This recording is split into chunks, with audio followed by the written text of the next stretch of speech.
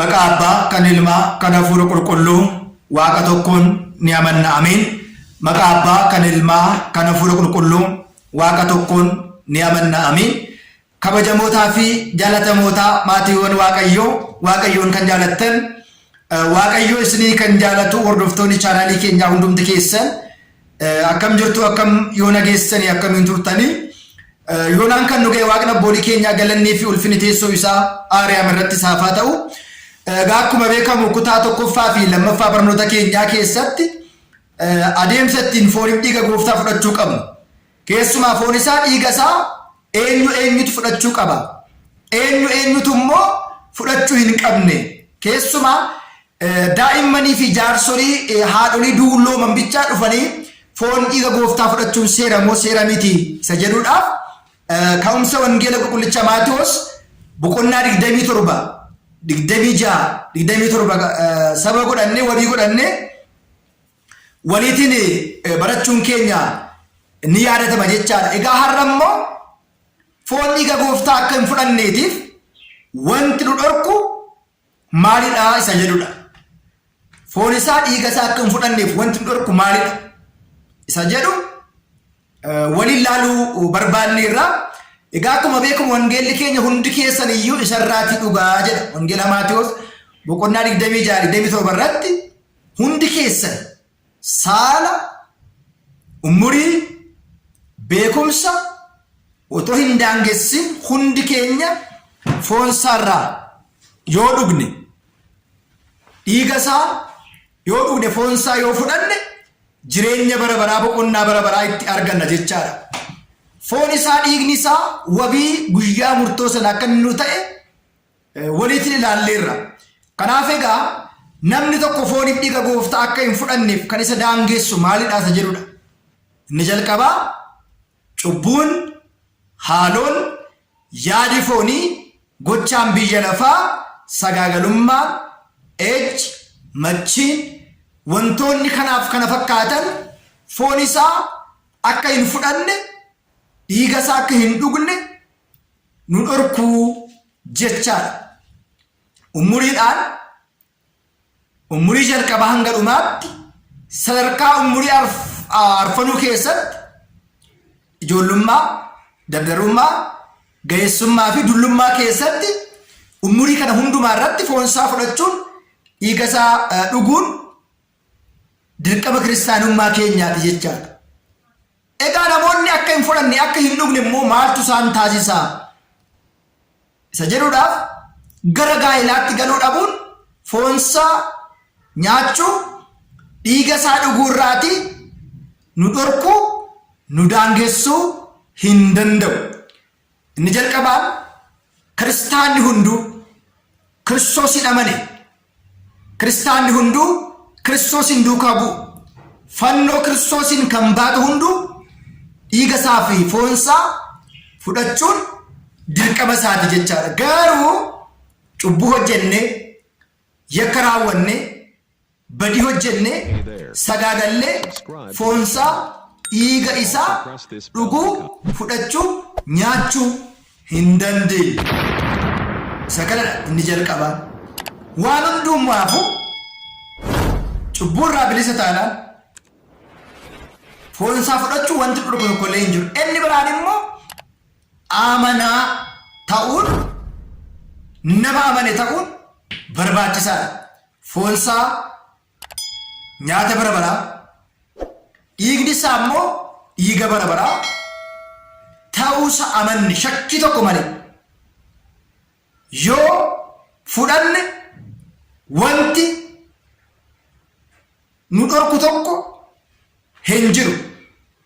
Inni biraan immoo barumsa iccitii foonii, waa'ee iccitii fooniif dhiiga isaa gadi fageenyaati beekuudha. Wanti foon isaa akka hin nyaanne, akka hin dhugne nu taasisu wallaalummaa fi hubannaa wangeelaa dhabuudha. Inni biraan immoo wanti akka hin nyaanne, hin dhugne nu taasisu adeemsa akkamitti foon isaa, dhiigni isaa akka fudhatamuuf dhugamu namni tokko guyyaatti foon isaa dhiiga isaa fudhachuudhaaf sa'aatii meeqa soomuu qaba? maal irraa daangeffamuu qaba? otoo hin fudhatiin sa'aatii meeqa soomuu qaba?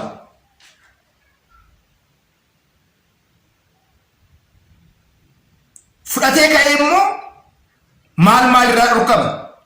otoo hin fudhatiin guyyaa meeqaaf qophii godhachuu qaba kan jedhu beeknaan wanti isa dhorku hin jiru. haa ta'u malee nam tokko as keessatti sa'aatii meeqa soomuu qabaa? dirqama sa'aatii 18 soomuu qabaa jecha. fakkeenyaatiif qiddaasiin ganama yoo ta'e akka kaleessumti isaa sa'aatii 9tiin dura foon dhiiga gooftaa fudhachuu qaba. guyyaa itti aanu fudhanna yoo ta'e guyyaa nuti irra jirru kaanii amma guyyaa foon isaa fudhannutti sa'aatii 18 guutamuu qabaa jechaadha. gaabbitti aaneemuu wanti ta'uu qabu nam tokko yaada foonirraa sagaagala foonii hundumarraa bilisa ta'ee warreen mana qaban murtoo qaban fakkeenyaatiif guyyaa 3tiin dura yaada foonirraati fagaachuu akka isaan qaban seerrii fi heerri mana kiristaanaa keenya nu barsiisa. sanaan booda immoo nam tokko qorrobee sa'aatii 12 maal gochuu qabaa? uffatoota ittiin qorrobe sana hunda ofirraa baasuu akka hin qabu nu barsiisa. kanaaf egaa wallaalummaan, hubannoo dhabiinsi, gaabbii galuu dhabuun akka hin fudhanneef haala gufuu kan nuti ta'u isa kana. namoonni garuu gaa'elatti dhufaa bor gaa'ela keessatti maaltu akka na quunnamu hin beeku. gaa'elli koo jiguu danda'a, dhabuu hin danda'a, sagaaggaluu hin danda'a, hatuu hin danda'a, sobuu hin danda'a jedhanii dursanii yaada isaan ofiif laatan yookiin immoo bakka isaan ofii laatan sanatu anoo cubbamaadha. inni biraan immoo mataa gadi qabannaa faayidaa hin qabne. akkamitti nama akkasii ta'e nama cubbamaa ta'e akkamitti foon isaa fudhachuu danda'a? anoo yakkamaa dha'u, anoo cubbamaa dha'u, anoo balleessaa dha'u yookiin immoo anoo yakkituu dha'u akkamitti fudhachuu danda'a? Kiristoos bar gara biyya lafaatti dhufee foon isaa kan inni mure, dhiiga isaa kan inni coccobse isa cubbamaadhaaf malee isa qulqulluudhaaf miti. kana jechuun foon isaa warra qulqullootaaf hin barbaachisu jechuu miti. qulqullummaan hin fudhannu jechuu miti. nuti qulqulloofnee isa qulqulluu kan akka fudhannuudhaaf samiirraa kan bu'e buddeenni jireenyaa anadha jedhe akkuma wangeela Yohaanisitti dubbate samiirraa isa bu'e isa nuuf jedhee du'e sana salphisnee ol fira dhowwinee kabajaan otoo hin ta'in salphinaatti fudhachuu akka hin qabnee fi keessi keenya of qopheesse qophii afura taasise keessi keenya akkuma qullaa'u gaabbiidhaan yakka keenya dhiifama akkuma argannu gaabbiidhaan qaamni keenya alaas yaanni keenya alaas lapheen keenyas qulqullaa'ee waan kanatti foon isaa dhiiga isaatti dhiyaachuu qabaa jecha.